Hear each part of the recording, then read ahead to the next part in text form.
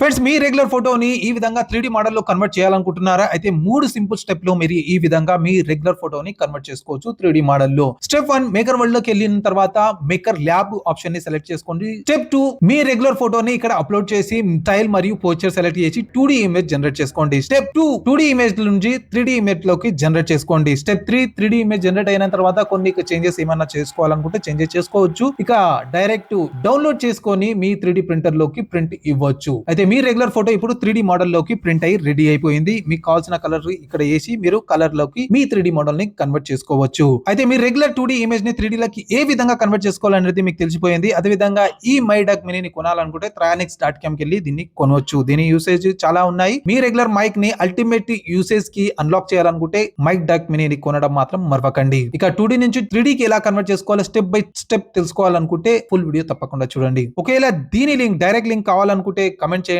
3D model మీకు link share చేస్తాను. ఒకవేళ